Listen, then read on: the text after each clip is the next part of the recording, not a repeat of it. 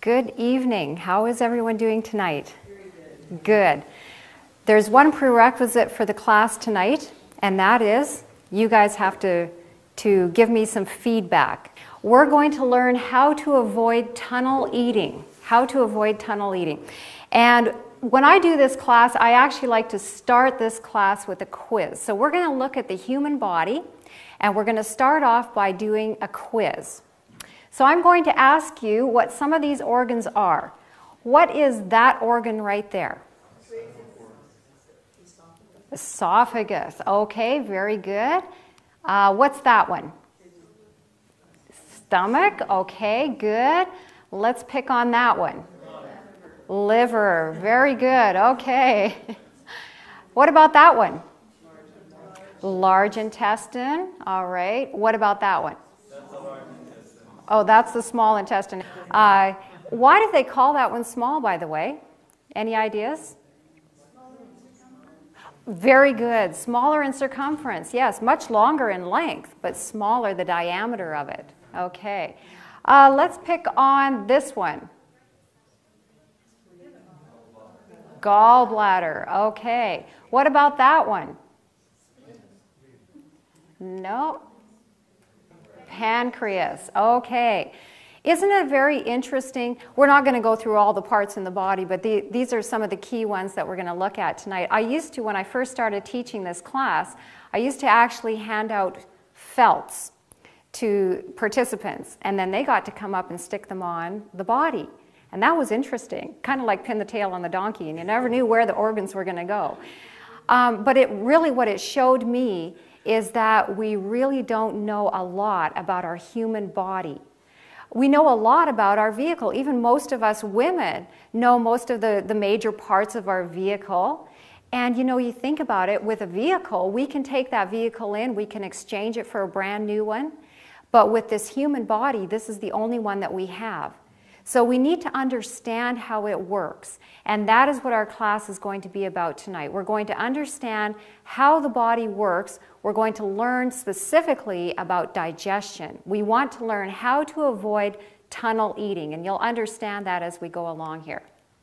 Okay, we're going to start by looking at what happens when we eat food.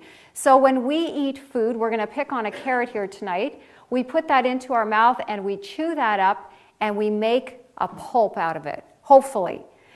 Sometimes people don't keep the food in their mouth long enough and it goes down in big chunks, but the ideal is to keep it there until we make that into a mush. Now when we're chewing that food, what are we mixing it with in our mouth? Saliva, okay. And do you know how many salivary glands that we have? Quite a few. Any ideas? Give me a number. What do you think? Anybody know? We have 3 pairs of salivary glands, so we actually have 6. And they all contribute saliva to help mix with that food. And you're going to see the importance of saliva in digestion. So these are the 3 pairs that we have, 3 on both sides there. And the main component of saliva is water, okay? That's the main component. What else do you think is in saliva? What is it made of? Okay, there's enzymes. Good. What else? Any other ideas? DNA.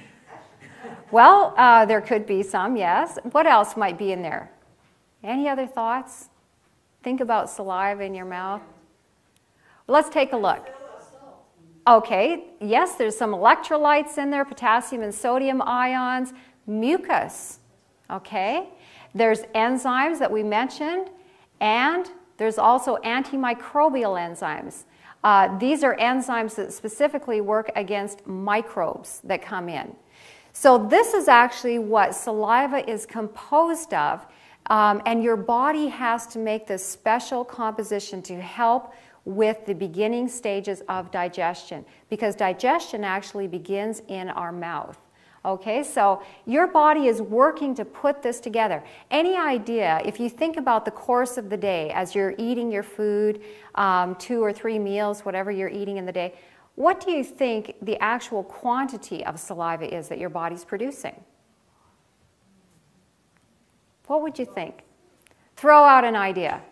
Lots. Somebody said lots. 3 cups. 3 cups, 2 cups, okay. 1 liter, 2 liters. Okay, actually you're very close. Yes, about 1 to 1.5 liters of saliva. That's a lot, actually, when you think about it. If you think about how much is being produced then when you're chewing your food, that's a lot of saliva. And that must be mixed very thoroughly with the food for the beginning processes of digestion to take place. Carbohydrates are just a broad classification for starches and sugars. Carbohydrates begin their digestion in your mouth.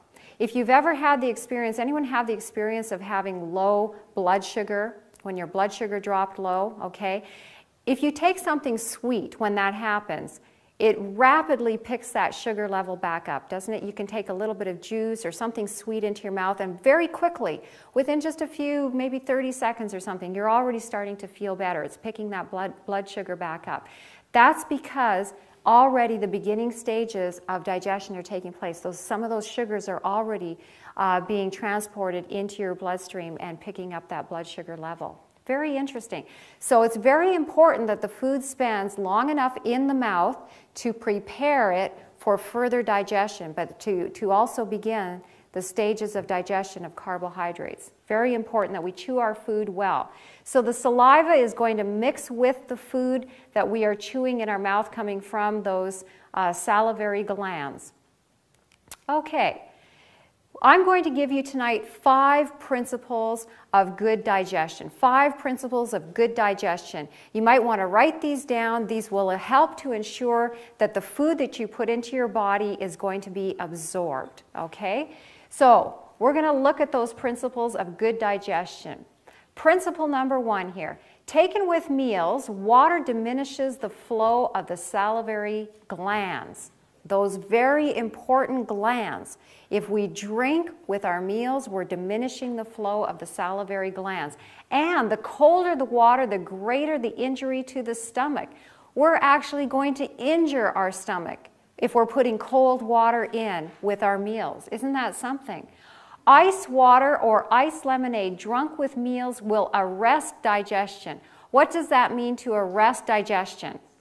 Stops it. Okay, so it's going to stop digestion until the system has imparted sufficient warmth to the stomach to enable it to take up its work again. Food should not be washed down. No drink is needed with meals. Eat, what's that word? Slowly, and allow the saliva to mingle with the food.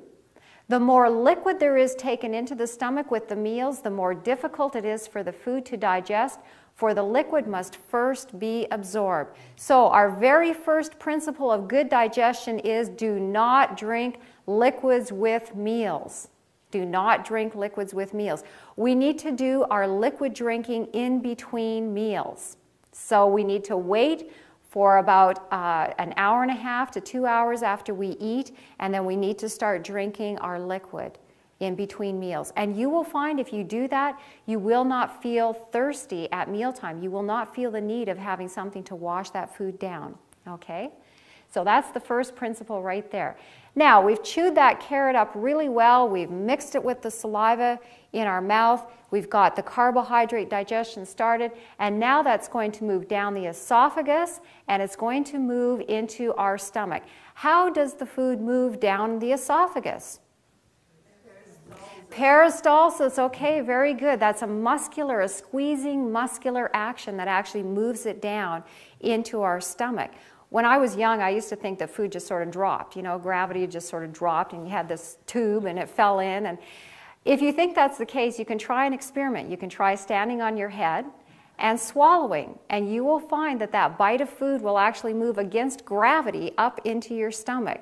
It's not comfortable, but you can try that experiment, and you will find that, yes, it's moving against gravity, and that's because muscles are moving that.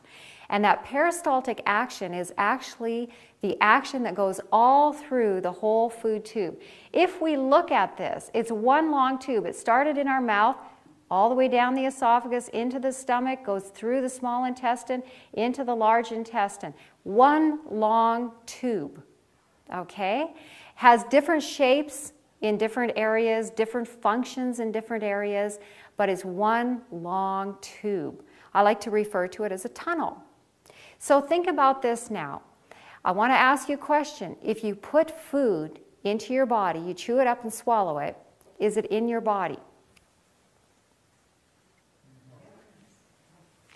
I hear a yes and I hear a no. Okay, what was the question? If you chew that food up and swallow it, is the food in your body? Yeah? No? Okay. Actually, I want you to think about it. You swallowed it. It's in the tunnel. The food is in the tunnel.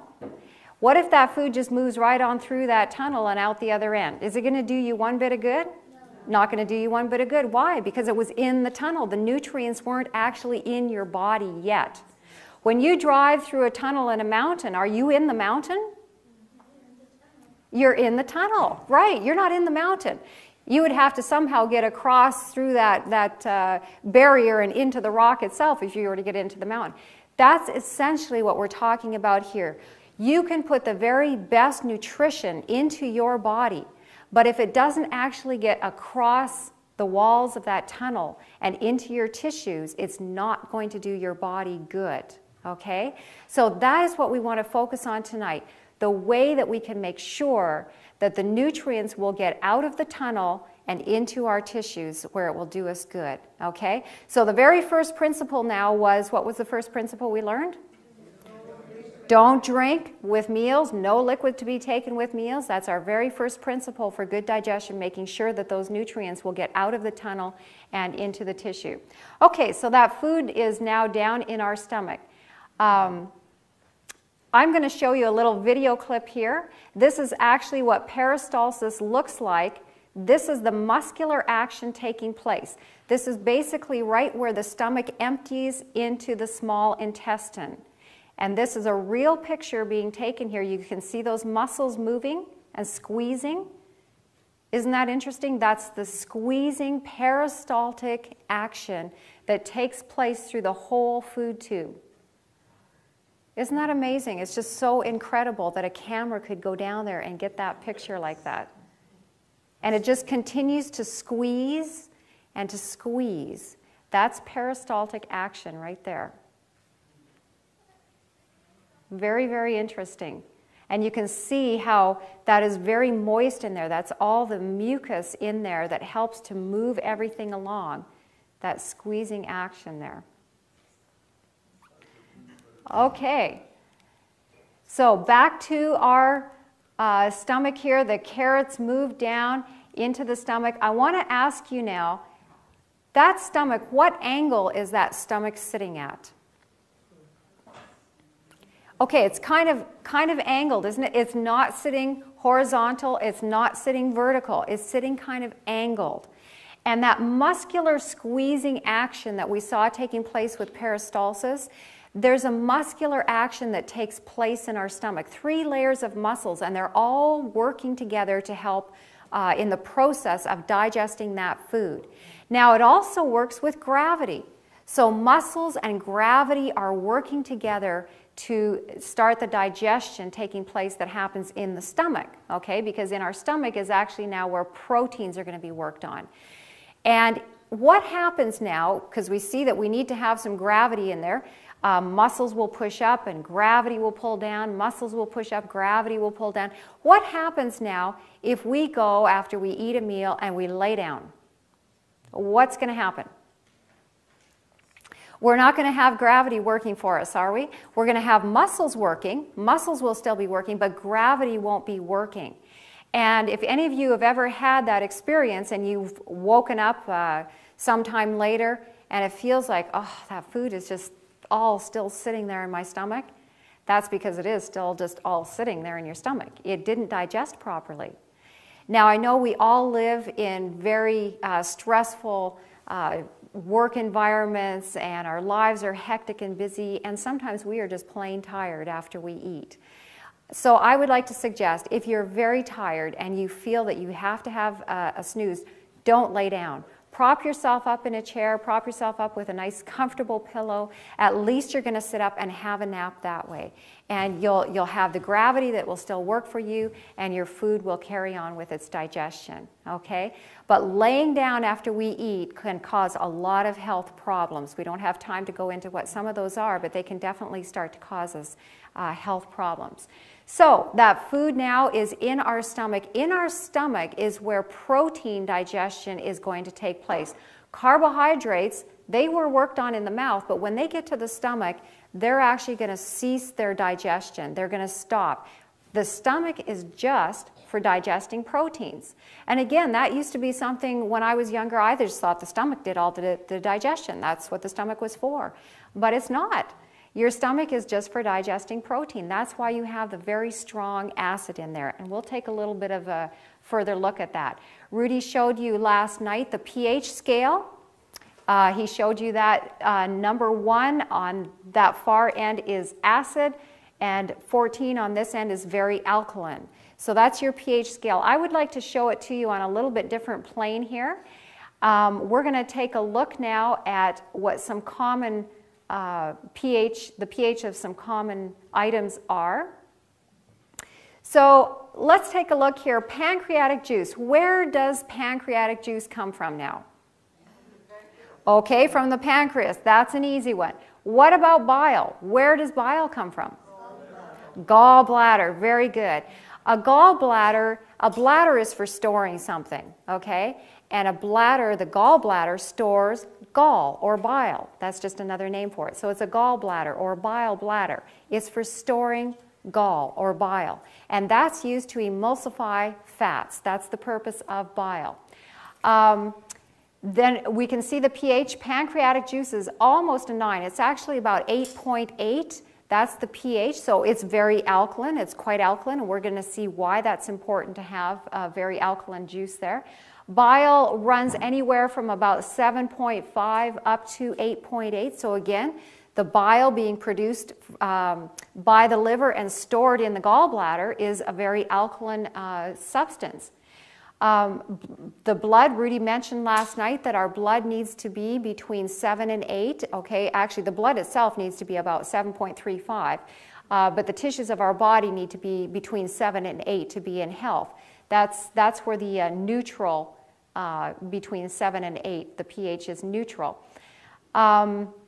Saliva is a little bit acidic. It's about a 6.8, so it's just slightly acidic. That's the perfect pH for starting that digestion of carbohydrates in our mouth. Let's take a look down here though at stomach acid. Look at that. Very acidic. It's down around a 2. We need the strong acids in our stomach to start uncoiling those proteins. And we'll see later on this week, I'm going to actually show you a video clip, but you're going to see how a protein is made. You're going to get to see how a protein is made. And you'll understand why we need strong acids then to uncoil the protein. It's actually all coiled up. Lemon juice, you'll notice lemon juice is very close to stomach acid. Very, very acidic. So I'm going to give you a little helpful tip. Have any of you experienced ever indigestion or where it felt like the food just wasn't digesting for some reason in there? Very simple way to help with that. Squeeze a lemon, the juice from half a lemon, and drink that fresh juice down, usually about a couple tablespoons, and you will find within just a few minutes, usually 5 minutes or so, you will find that indigestion going away. You'll find that meal digesting for you. The reason being is because what you're doing is essentially adding some more acid in there to help digest that food. Very simple to do, and many, many people over the years that have been taking things to help with their digestion. In fact, a lot of people that we deal with, a lot of our patients that come in, we find that they're taking a lot of antacids, Tums, and things like that because they have something happening where acid is coming back up the esophagus. Some of you may have had that happen. A lot of times, actually most times, that is not a problem from too much acid. That is actually a problem from not enough acid. You have a little sphincter at the bottom of the esophagus. It's called an esophageal sphincter.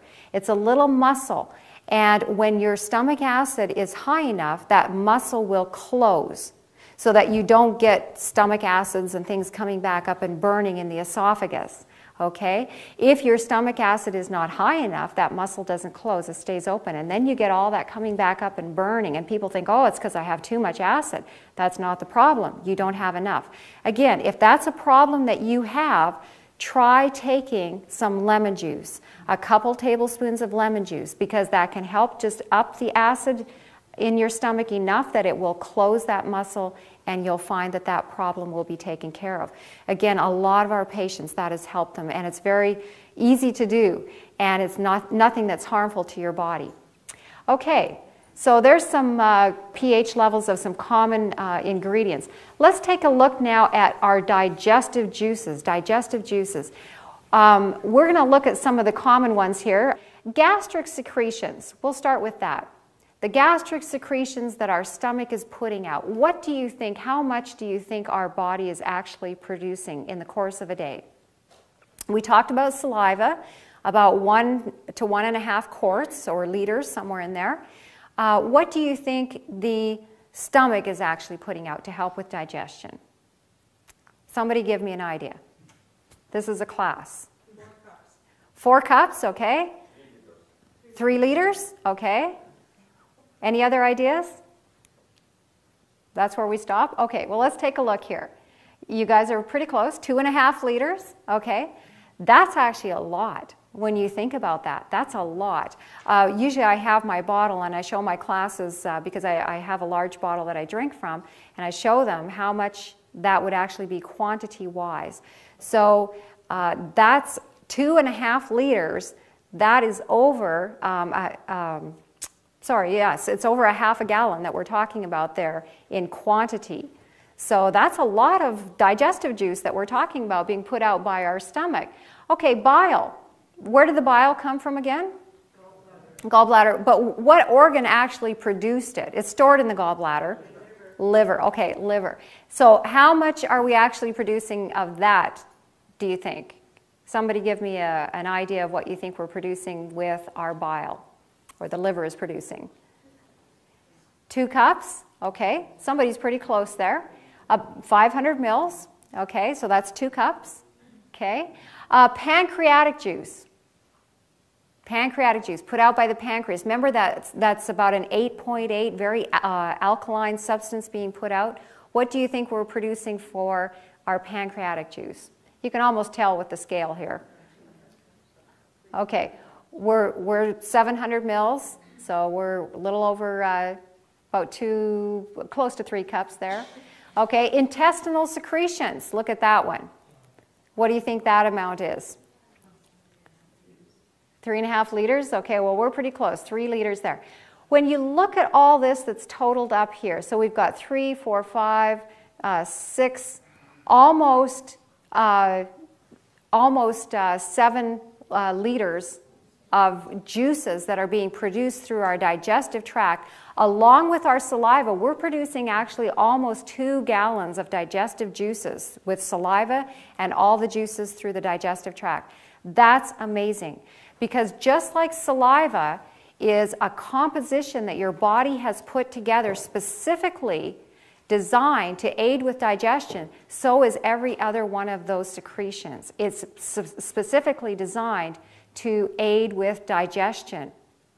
Now, very interesting fact, with the gastric secretions, there has been some research that's been done. A lady by the name of Victoria Butenko that had done some research and found that when you put more raw food in, and we talked about the importance of increasing our percentages of raw food last night, but when you put more raw food in, specifically what she tested is when someone went all raw. And again, we're not promoting that you go all raw, but I'm just sharing this to show you the difference that it makes when you put these enzyme-rich foods into your body. And what happened after 2 months of someone being all raw, their gastric secretions went from this quantity here down to about 1 cup. 1 cup. That's incredible. So when you think about it, because your body is putting a lot of energy into making these secretions, a lot of energy into composing this to help break these foods down. So now this person who's gone from, say, 2.5 liters down to 1 cup has freed up a lot of energy that can now go into healing in the body. Isn't that amazing? So raw foods, when you're putting raw foods in, not only are you receiving energy from all of the enzymes and nutrients, things that we talked about last night, the reasons why you can be receiving from that side of it, but you're also receiving energy just from the fact that your body is not having to work to create so much of this substance to break down those foods that you're putting in. Isn't that amazing? So that is something right there, just by increasing raw foods. And again, as we mentioned last night, so many of our patients, when they come to us and we get them onto a good program, increasing the amount of raw foods, lots of green smoothies, they come back to us. Sometimes within a week, they're coming back to us and saying, my energy is just incredible. We get phone calls from people who say, you know, my friend came to your clinic and they shared with me about green smoothies. I started green smoothies and my energy is just amazing. I have so much energy. And you'll find that too as you start to put these foods in. But this is another reason why the energy levels will be going up. Okay. Now, in your stomach, this is where collecting and churning is going to take place. And we talked about this is where the protein is going to be digested. Stomach acid of the gastric juice inactivates salivary enzymes and carbohydrate digestion ceases. So I mentioned that the pH level actually of our saliva is a 6.8, which is perfect for taking care of digestion of carbohydrates. But when we get to the stomach now, that pH is very acidic. And so carbohydrate digestion is going to actually stop, because it's too acidic for that to be taking place. Okay, the healthful fatty oil in the carrot, it's just going to separate and form a layer on top. The fats are not digested in the stomach, they're just going to sit there. So again, the stomach is for protein digestion. Now, something very important here is that the stomach cannot do this work if it's overfilled. Okay, if your stomach is too full, it's not going to be able to do its work, and it cannot properly digest the food. That is very, very important for you to remember. So, this is a quote here coming from Councils on Diet and Foods. Overtaxing the stomach is a common sin. Wow, it's actually a common sin. When too much food is used, the entire system is burdened. Life and vitality, instead of being increased, are decreased. Did you realize by overfilling our stomachs, we are actually decreasing our life? Wow, that's not something we really think about. Man uses up his vital forces in unnecessary labor in taking care of an excess of food. Very important. So, principle number 2 is do not overeat. Do not overeat. Now, usually when I do this class, the hands go up and people start saying, well, how do you know if you're overeating? How much is enough? You know, I feel full after this, but I don't feel full after that. People don't know. So I'm actually going to show you how to calculate the quantity of food that your stomach can digest at one meal. Okay, you can actually calculate how much food. It's going to be different for all of you because you're different sizes. Okay, so you can actually figure this out. We want to know the volume, and volume, of course, we know has to be calculated length times width times height. That's how we figure out volume. So we're going to try to figure out now the volume of the stomach. And just as we use our hand to give us a rough idea of the size of our heart, we know that a closed fist is going to give us a rough idea of the size of our heart. We can also use our hand to calculate roughly what the volume of our stomach will be. I'm going to show you how to do that. Okay. First of all, we need to measure the width of our palm in centimeters. So we're going to measure the width of it in centimeters. And then we're going to measure the length of the palm in centimeters. Okay? The length of the palm. And I'm going to pick on somebody here very shortly to be a volunteer. So start thinking who wants to be a volunteer. Okay, here's the formula. Width times length is going to equal the volume. Because we don't have a height to our hand that we can measure for the purposes of finding the volume of the stomach, it's calculated, the height is calculated at the same as the width. So that's why you're taking width times length, okay? What this will give us is the volume in cubic centimeters, the volume in cubic centimeters. Okay, so I need a volunteer, somebody that wants to come up and find out what the volume of your stomach is. Who wants to be a volunteer? You do? Okay, come on up. I'm glad I had somebody so quickly want to be a volunteer. Otherwise, I'd have to pick a volunteer. Okay, so we're going to do this in centimeters, okay? We're going across the widest part here of the hand, okay? So in centimeters, we're about 8.5, okay? Now, that's across the widest part of our hand is what we're measuring. Now we're going to measure the length, and the length is from where the wrist bends, okay? So right from where the wrist bends to the base of the fingers right here, okay? So this is what we're going to measure, and we are about 9. So we're 8.5 is the width, and 9 is the length. So let's calculate and see what the volume of your stomach is. We'll turn on this calculator. So 8.5 is the width, and width times width, and then times the length. Okay, and what this gives us now is the cubic centimeters, okay? So 650 cubic centimeters is the volume. What we want to do now is find what that works out to in liters, okay? So 1 cubic centimeter is going to equal 0.001 of a liter, okay? So we're going to multiply this times 0.001.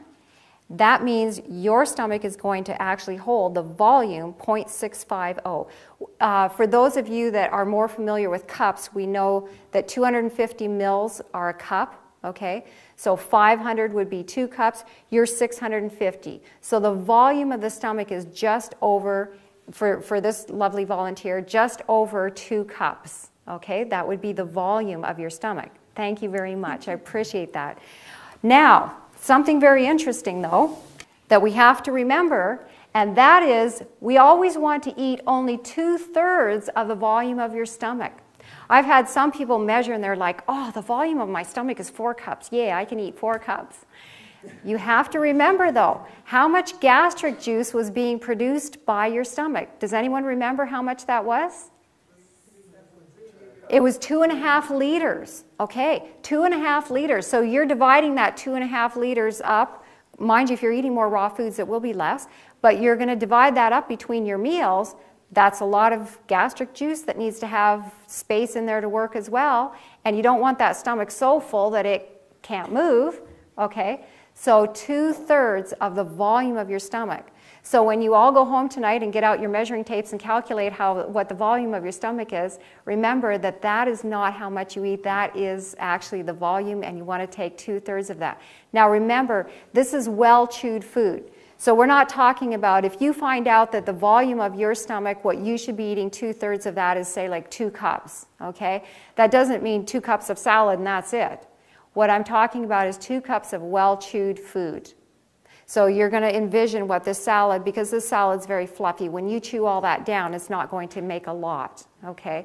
So you're going to look at your plate now. If you're having a smoothie where you've blended that salad all up and you have 2 cups of that, that's a complete 2 cups, okay? That's completely all blended. Do you see the difference? Okay, so when you look at your food, just think of it if it was blended or all chewed up.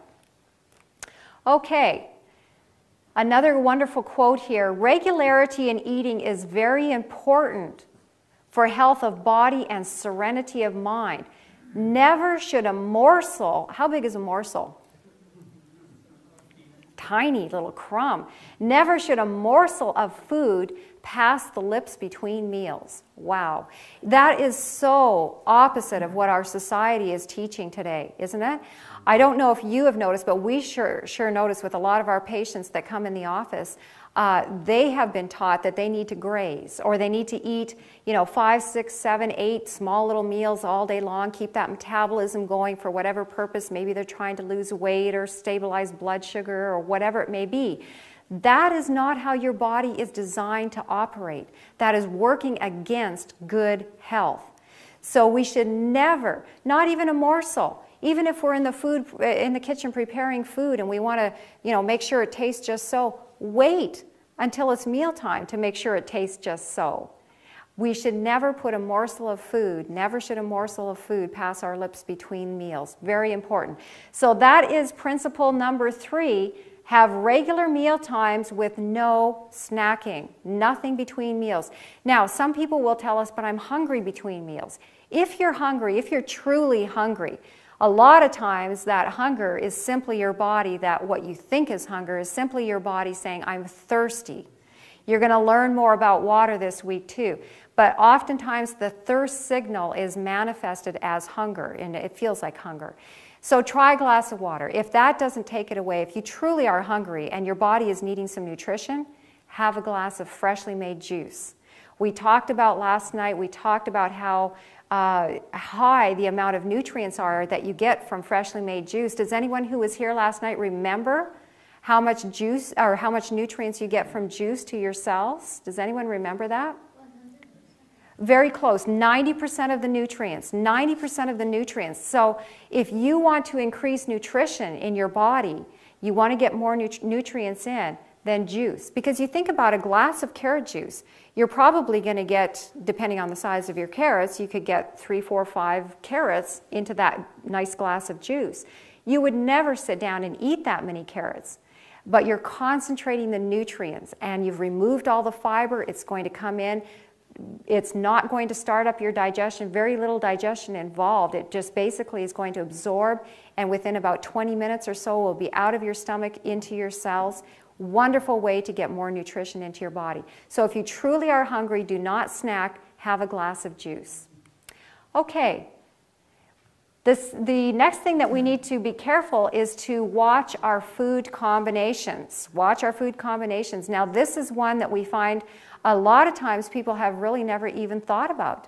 So they'll eat their big meal with their potato salad and their burger and whatever else, and then they top it off with a watermelon for dessert, or a piece of apple pie, or a banana or an apple or something. We need to be careful with our food combinations.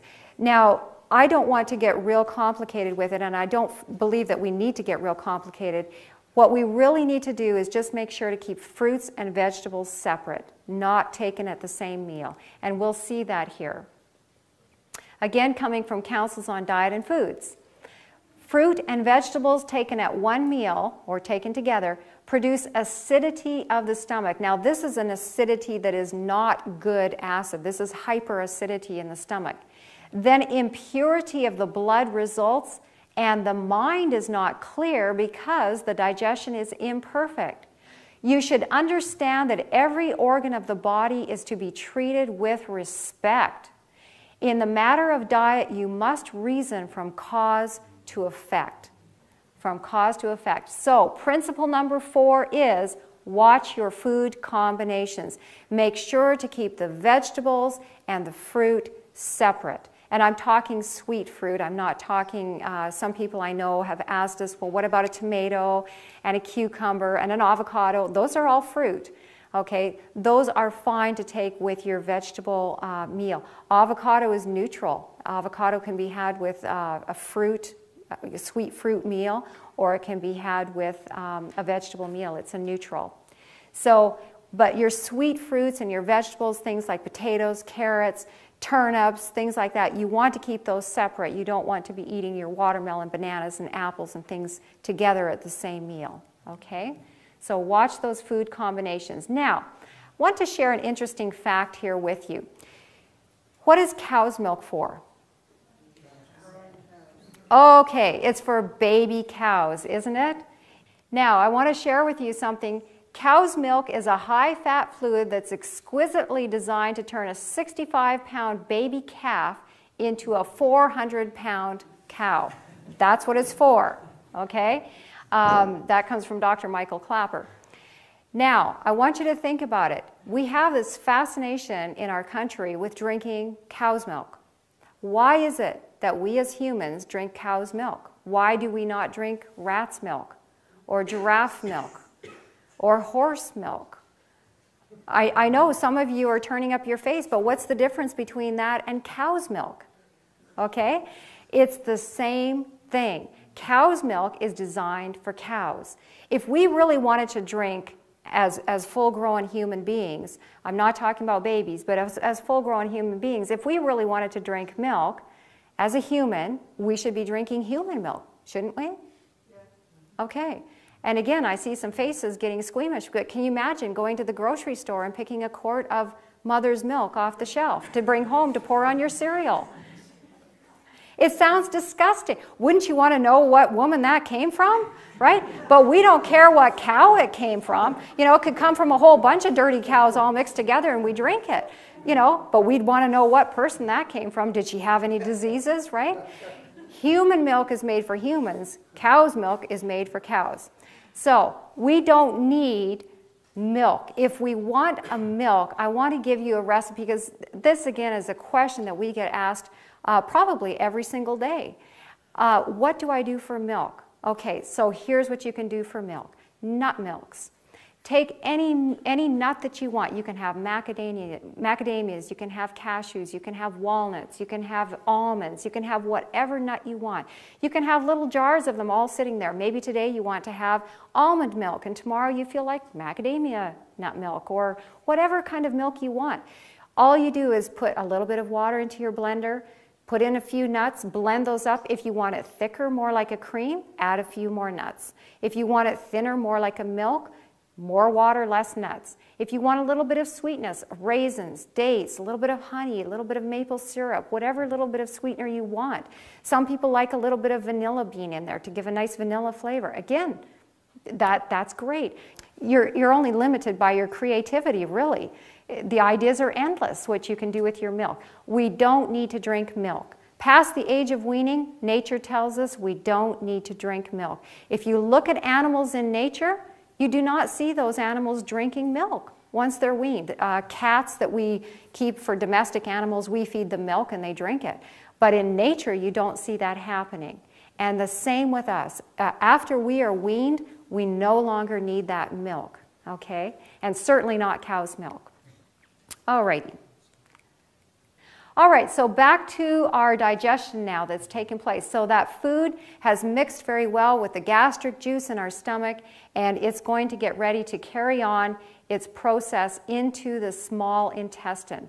Now, as it moves, and you saw in that little video clip where it moved out of the stomach, it was moving into the small intestine, this is now where the bile gets put in, and the pancreatic juices are put in.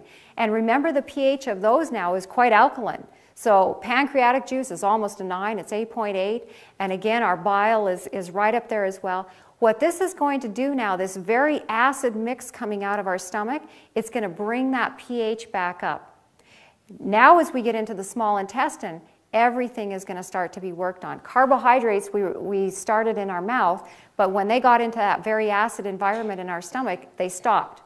And fats didn't do anything either because the pH needs to be picked up for those to start their digestion. So now this moves into the small intestine, and this is where fats begin to be emulsified. That bile helps to emulsify that. Basically what emulsification does is it helps prevent those molecules from coming and sticking back together.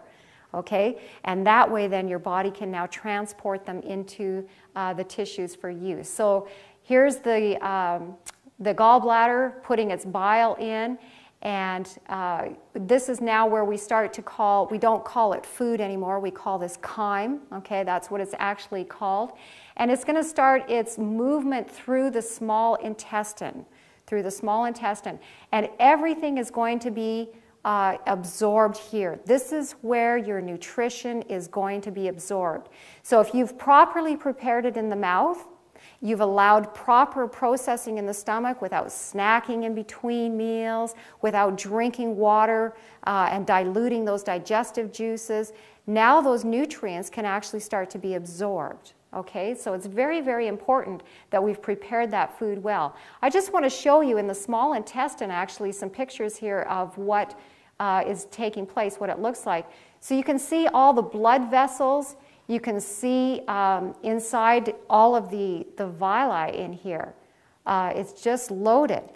And here's a little bit closer up picture. So you can see all the surface area that this is all going to move through as it goes through the small intestine, and those nutrients are absorbed. So the sugars go through the small intestinal walls immediately. They start to be picked up right away. The enzymes combine from the pancreas and the walls of the small intestine to complete starch digestion. And then these substances enter the portal vein and go to the liver. And combinations of lipase from the pancreas and small intestine, they now work to emulsify the oil or any fats that are in there from the carrot. We're picking on the carrot this time. And then that's released into the lymphatic system through the thoracic duct, and it goes up into the heart, where it's circulated then throughout the body. Vitamins and minerals, which are in their living organic form, are immediately absorbed and transported directly to the cell structures of the body. So that's all what's going on in our small intestine. This is a very, very important part of digestion taking place. Now here you'll see we've got the food actually moving into the large intestine, going up and down in our ascending colon. Okay, so it's going to move up and down. So this is where some fluids and minerals are absorbed, and then some of the fiber is digested by the bacteria as well in the ascending colon. And toxins which accumulate in the colon, they're picked up in the transverse colon, and they are carried away from the bowel by the fiber. And this is basically the process that takes place every time we eat, from when we put food in our mouth the whole way through our system until it comes exits the body out the other end. This is what we call transit, the transit of food through the digestive tract. Now, I want to ask you a question. How long should transit time be from the time that we take this food into our body until it actually exits the body? How long should this process be? 8 hours. 8 hours? 12 to 24. Okay, 12 to 24. Yes, 12 to 24. If it's 8 hours, it's actually not going to be long enough for nutrients to be absorbed properly. That would be too rapid. 12 to 24 is ideal. Now, most people in our society don't have anywhere close to that. Most people have transit times that are far, far longer. In fact, believe it or not, I'm a certified colon hydrotherapist, and I have a number of my patients through the years who have been in to see me with transit times that are taking a month. Yes. They're having one bowel movement a month. The first time that happened, I thought, you know, this is something for Guinness Book of Records, you know. But that's not the case. I've had a number of my patients over the years that have had that problem. Yes. When you think about it now, if this is sitting in your body and it has not moved through, then you are having what's called auto-intoxication taking place. So that means auto-intoxication simply means self-poisoning. So these poisons that are being produced in your system, and I'm going to show you very shortly what's being produced here, are being reabsorbed into the body. So we need to be very careful that we work with our bodies to make sure that transit time stays between that 12 to 24 hours. So I'm going to give you a very easy way that you can write down how to check your transit time. Very simple. With a meal, and it works better actually if you do this with breakfast. Breakfast is a good meal to do this with. Just take a couple of spoonfuls of sesame seeds. Sesame seeds, it really, as hard as you try to chew them all up, you're not going to get them all chewed.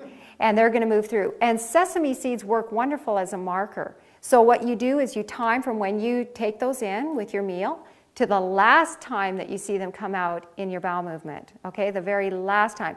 Sometimes people have them coming out over several bowel movements. It would be the last time that they come out. That would be what your transit time is, okay, and that needs to be between 12 and 24. Now, some people say, well, I use corn, it works great, or beets, or things like that. Those are not really very good transit markers simply because they are slightly laxative, so they will not give you a true picture of what your transit time is. Sesame seeds work great. So try that, and if you find that your bowel is getting sluggish, then I'm going to give you some tips on things that you can do to help improve that bowel function, because it's critical to good health in your body to make sure that your whole digestive system is operating correctly. You know, we know, as I mentioned earlier, a lot about our vehicles, but very little about our human body. I want to ask you a question.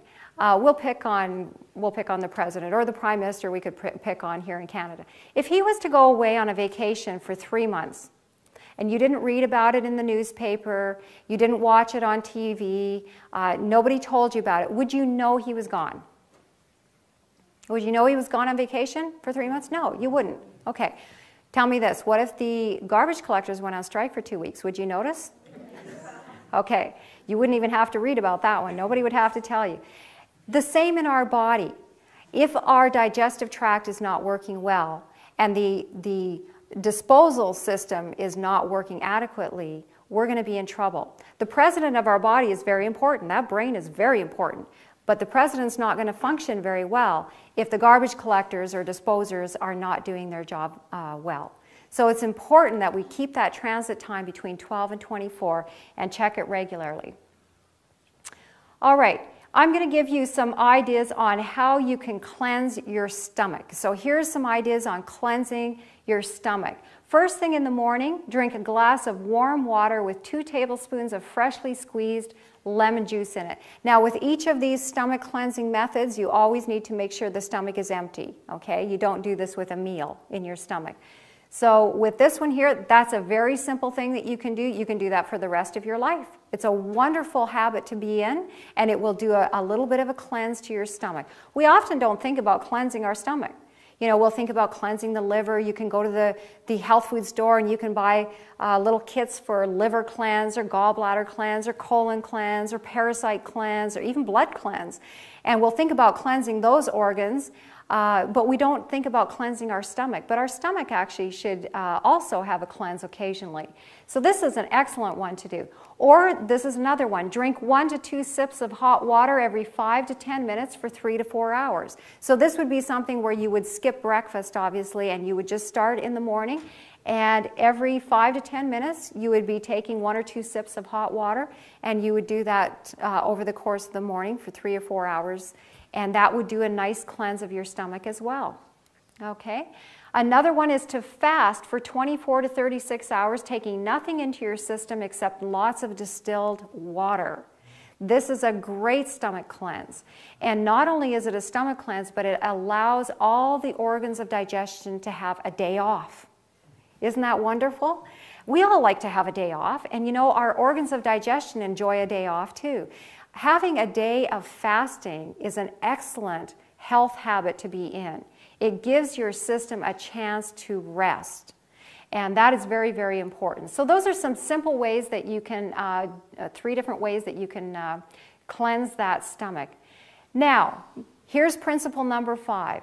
In many cases of sickness, the very best remedy is for the patient to fast for a meal or two, that the overworked organs of digestion may have an opportunity to rest. The overworked organs of digestion.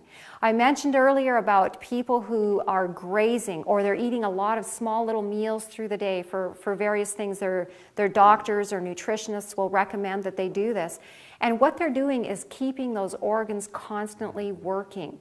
Even though it's a little bit, it's constantly working. Now, I want to ask you a question. If I just asked you to, you know, just raise your arm up and down, I mean, probably every one of us in here can do this. And what if I asked you, you know, keep doing this for the next 5 minutes, 10 minutes. Okay, do it for the next half hour. Do it until we're done with the seminar tonight, okay? Just keep going, right? I mean, it's only your arm that you're lifting. There's not a lot of weight there. What if I ask you to do that for 3 hours, 4 hours? What if I asked you just keep doing it all day long? Are you going to get to the place where that arm's going to get tired? Okay? It's not a lot of weight, it's just your arm, but it's going to get tired, right? Same with your stomach. That's muscles, as we talked about. You could just be putting little bits in there. People will say, well, it was just an apple. You know, I had an apple, and then an hour later I had some celery, and, you know, you're keeping that constantly working. And eventually that poor tummy is going to say, you know, I'm tired, and those muscles are going to start to rebel, and you start to get inflammation and irritation happening. And you end up with things like gastritis and problems that start to develop there. So give your stomach a chance to rest. And we should be very careful when we eat to allow enough time in between our meals for that stomach to not only empty, not only to finish digestion, but to have a little period of rest. You know, in our society, it's almost a terrible thing if the stomach is empty. You know, people feel like, oh, my stomach is empty, I've got to fill it. Why? Because it's empty? You know, why do we fill our stomach? Really, we're filling it because our body needs nutrition. But there again, because a lot of times people don't understand the reason that they're eating to begin with, they think, well, it's just, you know, kind of this bag that hangs in there, and when it gets empty, you fill it up, and when it's full, then that, you know, you'll carry on your way. That's not the way it works. When your body actually signals hunger, it's not saying the stomach is empty. It's saying, I need nutrition. That's what it's saying. I need glucose. That's what your body runs on. I need some glucose. Maybe I need some other nutrients, okay? And if we don't understand that, then we're very apt to run to McDonald's or KFC or wherever, and we just stuff whatever in and fill up that empty bag and carry on our way. But the body didn't get what it needed. And so a couple hours later, we're going to be hungry again. And people come to us and they say, I'm hungry all the time. I'm constantly hungry. And when we start looking at how they're eating, they're just filling up that bag with whatever they can think to throw in there and fill it up. That's not how we need to eat. We need to eat with our mind, logically, and understand what's going on in our body. Very, very important. So give those organs a chance to rest. Now, I want to let you know, for a fruit meal, if you're having a fruit meal, that's going to take roughly about 4 hours until that stomach is empty. You have about 3 hours for digestion of that food, and then about an hour roughly to empty. So you want to give yourself at least 4 hours after having had a fruit-based meal, so say that was your breakfast, before you eat again. So if you're going to have that kind of a meal, let's say at 8 o'clock, you really don't want to start putting anything in till 12 at the very soonest, and it would be a good idea maybe even to wait till 1 so that poor stomach had a little bit of an opportunity to just go, little rest, and then get ready for the next meal. Okay? Now, if it's a vegetable-based meal, you want to give at least 5 hours, because you need 4 hours to digest those vegetables, and then you need roughly about an hour to empty your stomach out. So you want to have about 5 hours for a vegetable-based meal. So just keep that in mind when you're thinking about meal planning and the time in between your meals. So principle number 5 is to let your digestive tract rest. So here's 5 principles of good digestion. Do not drink liquid with meals. Do not overeat. Have regular meal times. Watch your food combinations. And then let your digestive tract rest. And if you will incorporate those into your eating habits, you will find your health will improve. Now, I want to show you, this comes from Dr. John Harvey Kellogg. Probably a lot of you have heard about him. He was a medical doctor, had a large sanitarium in Battle Creek, Michigan, around the turn of the 1900s, in that era. And this is what he shows the body is getting rid of when it processes your meal through. Okay, so let's take a look here. He says the chief constituents of the feces are as follows. Bile, where did that come from? Gallbladder, okay. Remains of the digestive juices, especially of the pancreatic juice. Mucus, excretory substances thrown off by the intestinal mucous membrane. Microbes and various poisons produced by microbes, such as indole, skatole, pyrrole. By the way, those are very toxic poisons in the body. And numerous other poisons, together with some, what's that word there? Small amounts of the various food principles and water. So mostly what your body is getting rid of is toxic waste. Toxic waste. And there again, in our society, we have trained our bodies to be on hold. And a lot of my patients over the years have actually trained their bodies so well to be on hold that now their bodies won't work properly for them. And then we have to try to work to reverse what they've been training their bodies to do over the years. If your body signals that there's toxic matter that needs to be released, don't use the excuse, well, I don't like public bathrooms, or, whatever the case may be. Think about the poisons that are in your body that your body wants to get out of there, and get those poisons out. A lot of times people say, well, I'm driving and I really don't feel like stopping, or I'm on the telephone and I'll put my body on hold.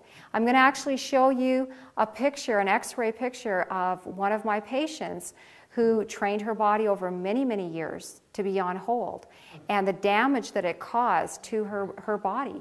And it caused actually permanent damage to her body.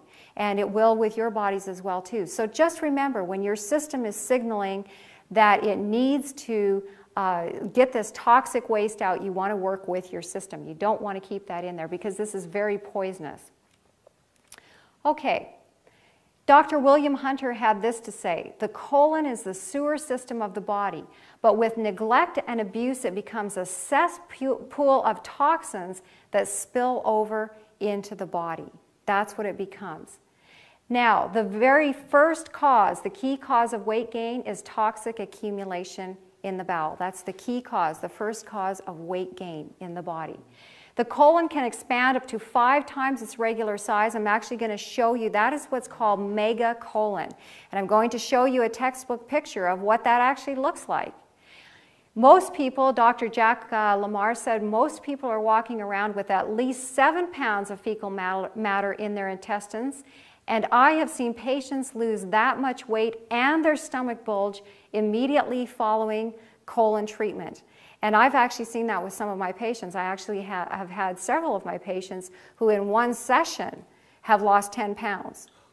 Now that's just out of that food tube. That's just matter that's sitting there in that food tube, toxic matter that's been sitting there and accumulating that they're getting cleaned out. So a lot of people, most people, as Dr. Lamar says, have at least 7 pounds, and I believe that probably a good majority are even more than that.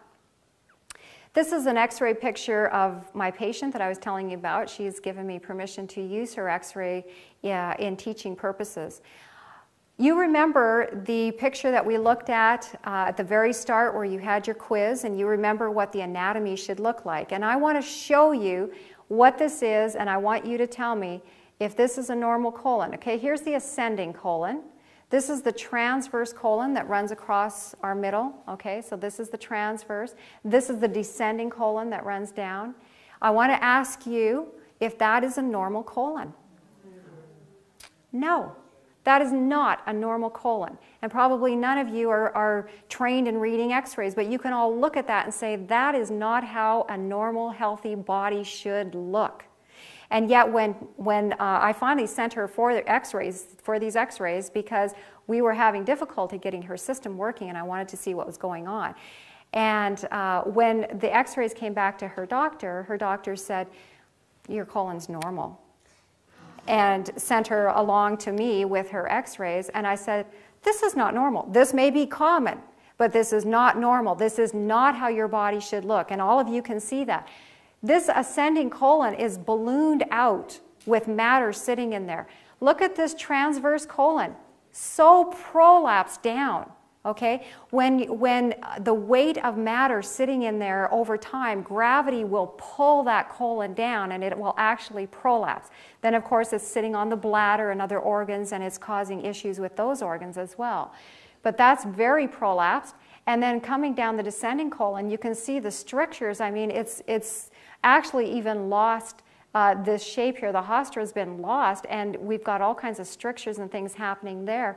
This was a very severely damaged colon. This was over years of putting her body on hold. From a very little girl, her dad, he was a salesman and he didn't want to stop when the kids were in the car, and he's like, no, you just hold till we get to wherever we're going, point A to point Z. And so she just learned that habit, and it was a very bad habit to get into. And over time, she did damage to her body.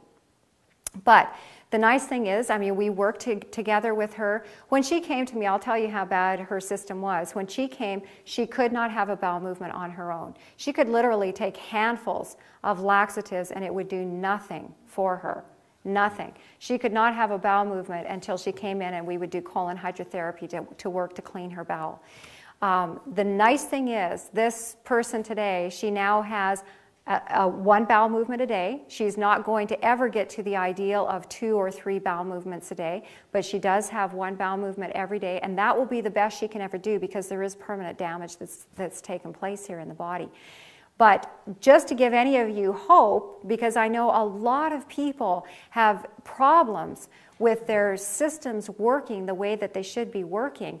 And to give you hope, if you do have problems, most people can reverse those problems or greatly improve what's happening in their body. Okay? Now, I want to show you, this is what's called, this is actually a textbook picture of megacolon. This is a gentleman that went in, this is before surgery. This is all bloated out here because of his colon. That's his colon in there. And you're going to see what his colon looks like when they took it out. This is the doctor's hand here, actually. This is after surgery. This poor fellow was actually having normal bowel movements right up until a couple of days before he went for surgery. There was, in the middle of all this, a tiny little space that matter was still, the body was still working to move it through and get it out of his system. Unfortunately, he didn't survive. His body was too toxic, and he did not survive. That is megacolon, and that is what happens in our bodies if we allow things to start building up in there. So I really want to encourage you, not to discourage you with things like this, but to encourage you, work to keep those transit times between 12 and 24. Do things to clean your body. Give your organs a chance to rest so that your system can work on cleaning and detoxifying and moving things out of there. Very important things to do. Now I want to show you what happens in our bowel if we have healthy function. Okay? Because this is really interesting. If we're eating really good foods, putting good foods in, we have some really neat things that are taking place.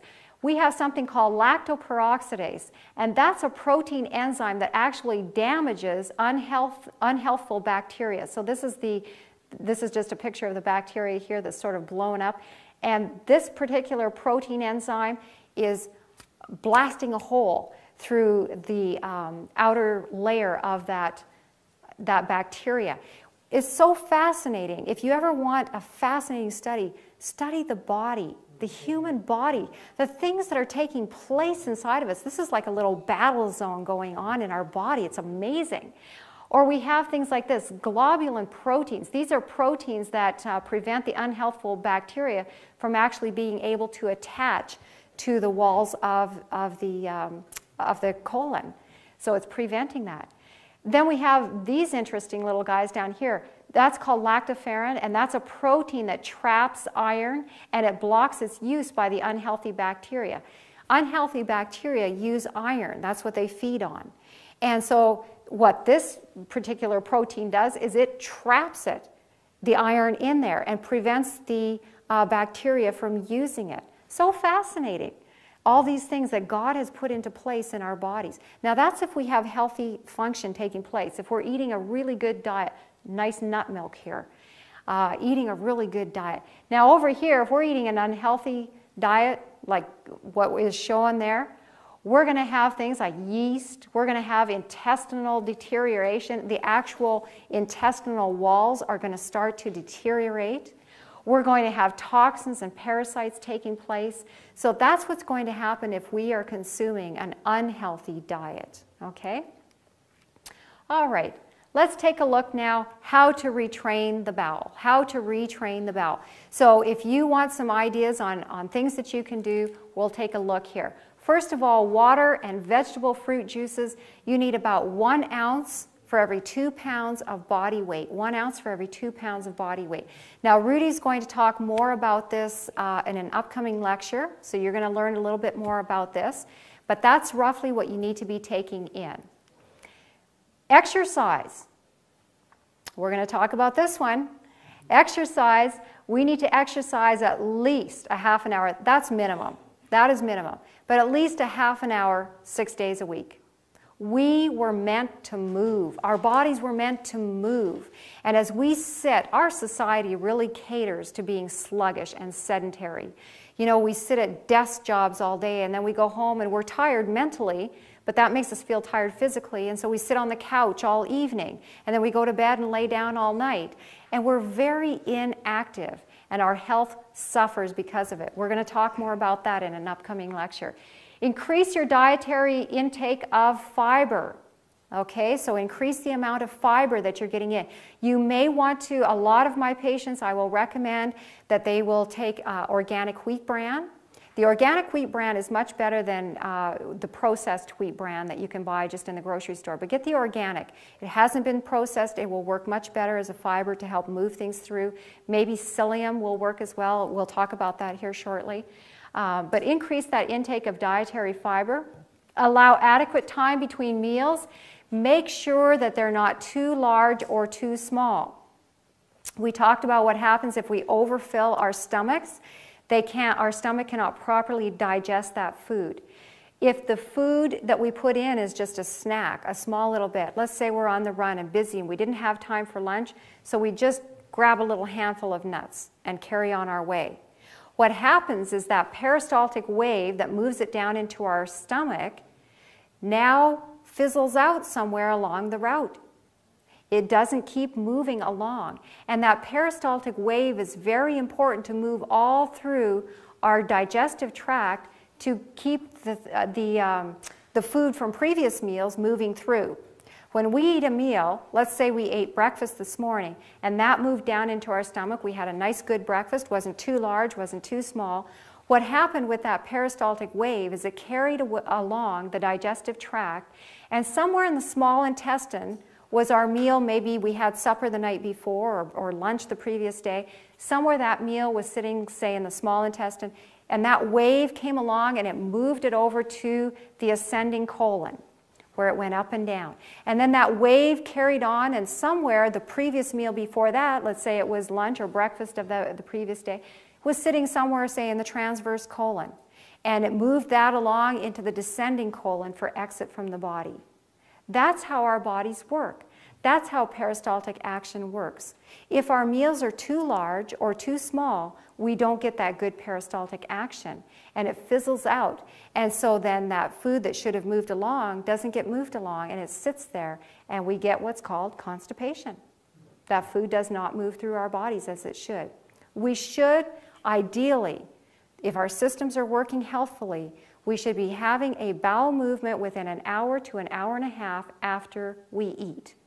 Not from the meal that we ate, but because we got good peristaltic action that worked through that whole food tube. Does that make sense to you? Okay, so that's some things to aim for in working with your body. But make sure to allow adequate time between those meals and make sure they're not too large or too small. Keep on schedule. This is very important. If your body, by the way, your body likes to be on a schedule. All of you know, Rudy and I are feeling it because we've done the big jump in time zones here, and our bodies are saying, you know, okay, it's 12:30 our time. You're supposed to be sleeping. What are you doing? You're awake. Your body wants to be on a schedule, and it will let you know if you're not keeping on schedule.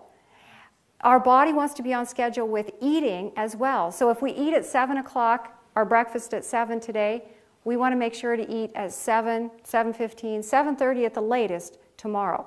Not 8 o'clock, not 8:30, 9 o'clock, or you know, mid-morning or something like that. No, no, no. Our body wants to eat at the same times from day to day, within a half an hour of the same time. So keep those meals on time. If you can't have a meal on time, you're better to skip it altogether. Skip that meal, drink some water, you won't die, and go on. You'll have the next meal.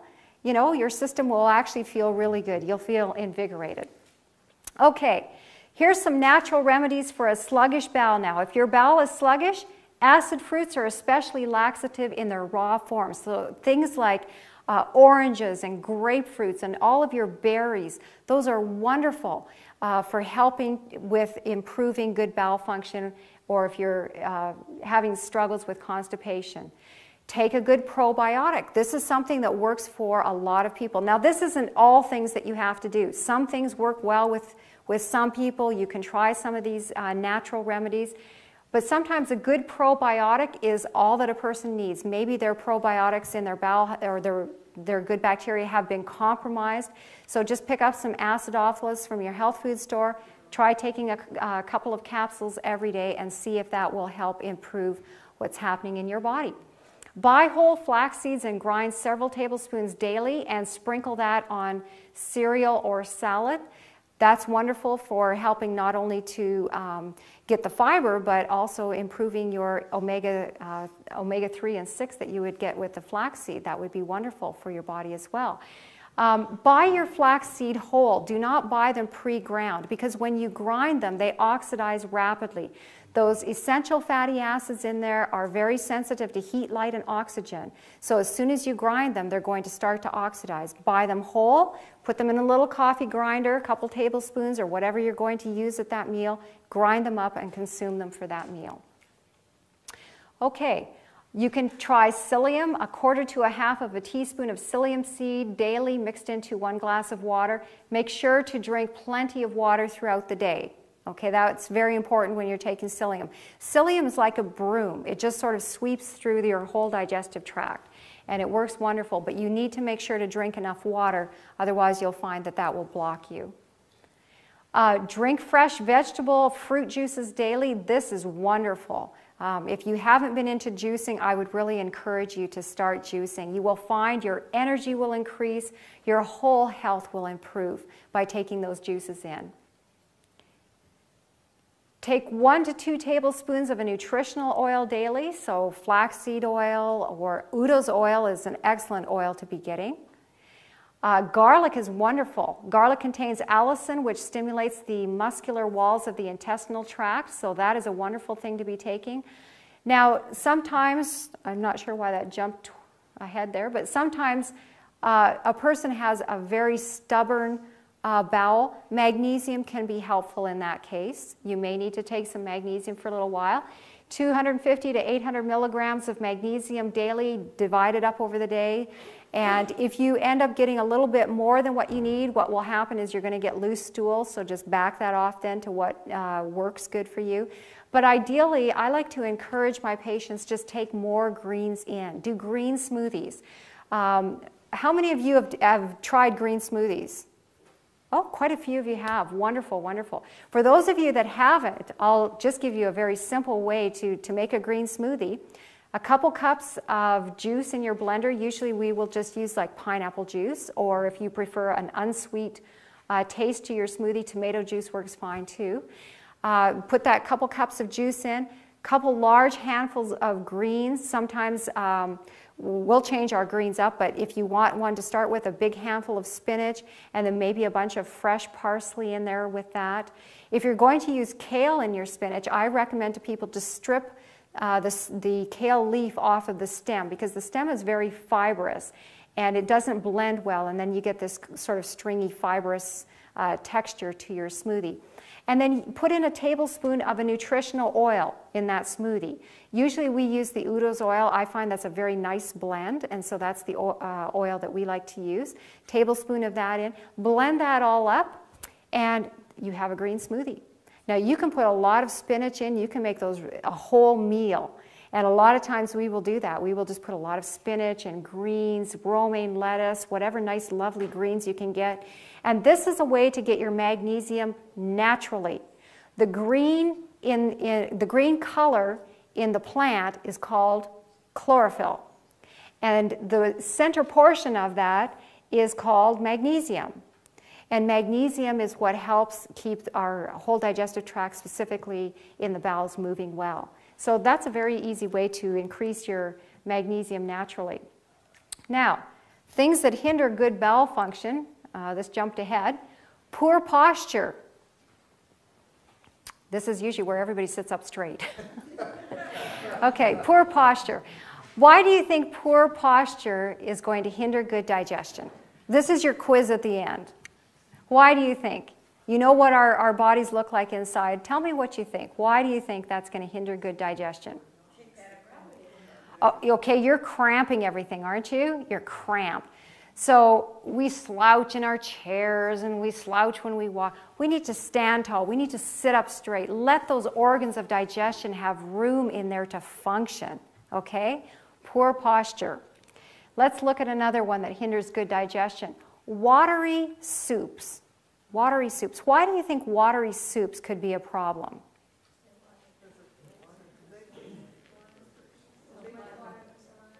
Okay, too much water. Okay, so those are all good answers. The key problem with these watery soups is the bulk of it is water. Liquid. It's a liquid. Okay, so your body's going to absorb this liquid first, and what's it going to be left with? A snack, really. Very little, right? There's very little left. I'm not talking about a stew. I'm talking about a watery soup. So there's very little substance left. So now that peristaltic action, it's going to fizzle out somewhere. So this is going to impair good bowel function.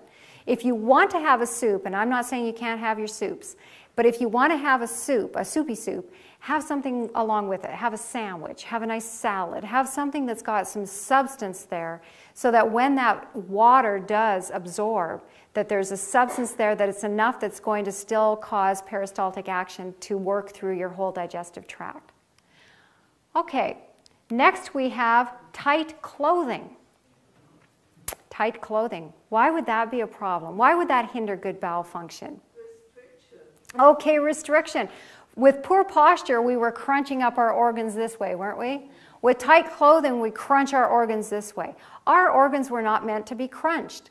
God made us so that our organs have room to move, so that they can do their job properly. So we need to make sure to have clothing that allows our bodies to function the way they should. Now, another thing that hinders good digestion actually is, or good bowel function I should say, is a mostly meat diet.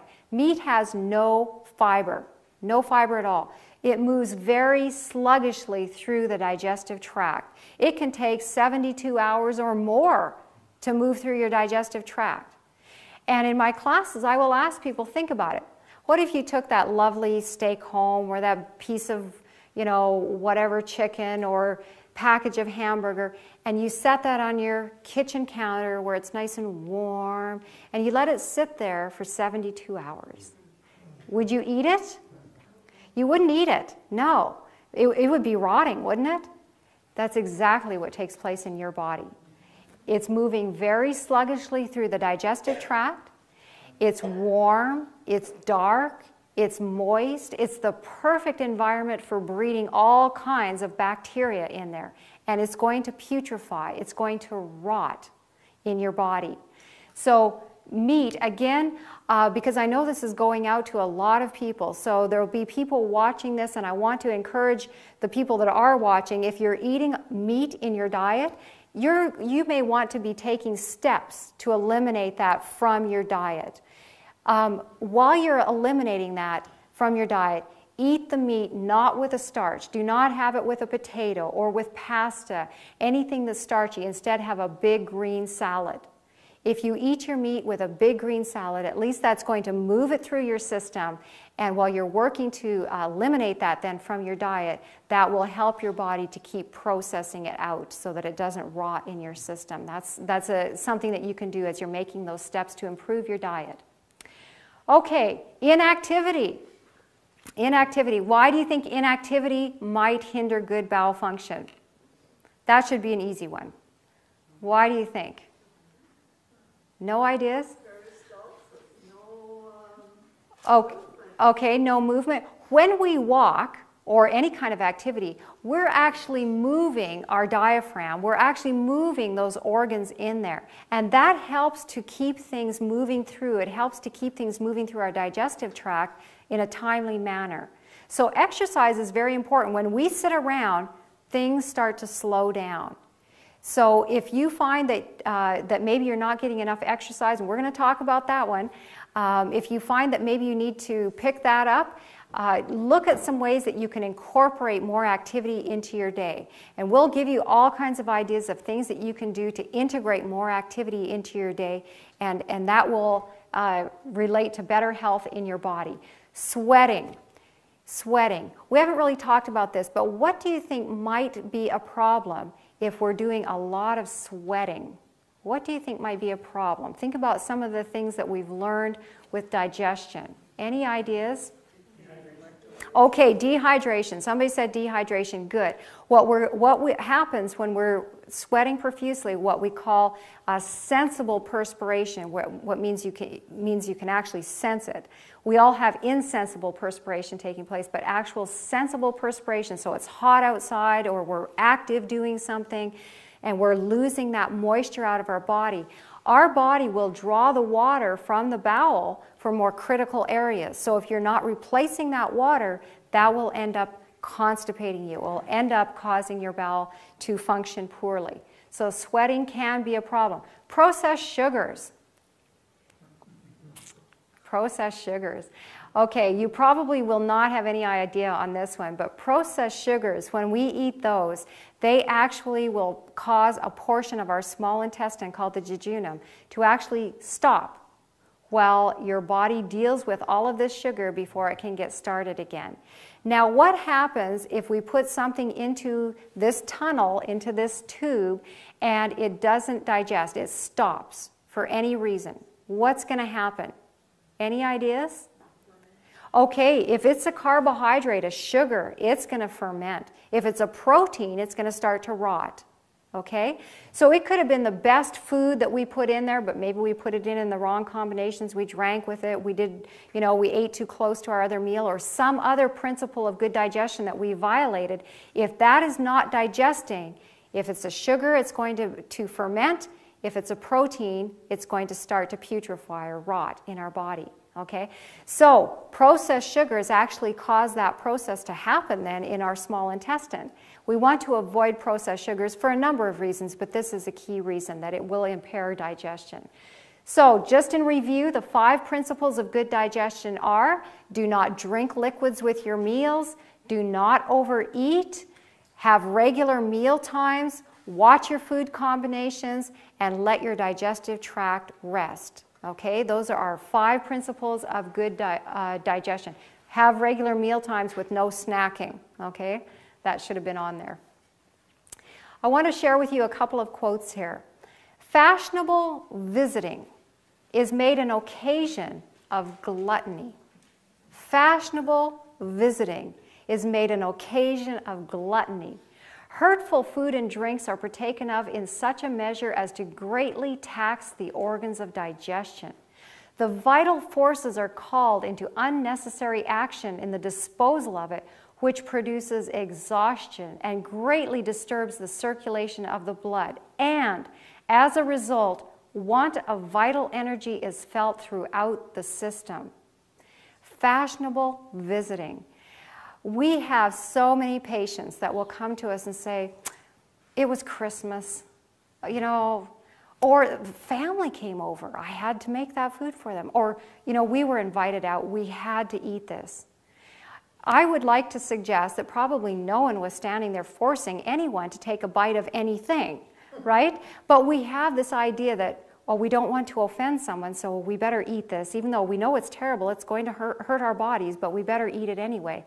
But I want you to keep in mind that your body is the temple of the Holy Spirit. The temple. We don't want to defile the temple. We want to keep that in perfect health as much as we possibly can. Now, that being said, there may be the occasion where God asks you to do something. I don't know. But I think for the most part, oftentimes we will use fashionable visiting as an excuse to indulge perverted appetite. So I want to encourage you, keep your standards as much as you can. If God speaks to you and says, listen, I want you to do something, I am not going to stand here to say otherwise. There may be an occasion. I don't know. But I do know that a lot of times this will be made an excuse to harm our bodies or to put things in that we know are going to be very hurtful. Some do not exercise control over their appetites but indulge taste at the expense of health. As the result, the brain is clouded. Their thoughts are sluggish, and they fail to accomplish what they might if they were self-denying and abstemious. These rob God of the physical and mental strength which might be devoted to His service if temperance were observed in all things. We're robbing God. Isn't that something? Gluttony and intemperance lie at the foundation of the great moral depravity in our world. Satan is aware of this, and he is constantly tempting men and women to indulge the taste at the expense of health and even life itself. Appetite has such a power over us that we are sometimes even willing to indulge it at the expense of life itself. To me, that's incredible. Eating, drinking, and dressing are made the aim of life in the world. Just such a state of things existed before the flood, and this state of dissipation is one of the marked evidences of the soon close of this earth's history. You know, I see that, and I'm sure all of you do, as we see eating has become such an aim in life. The restaurants and the whole environment that will be put into this whole experience of eating to encourage gluttony, it's become the aim of life for so many people.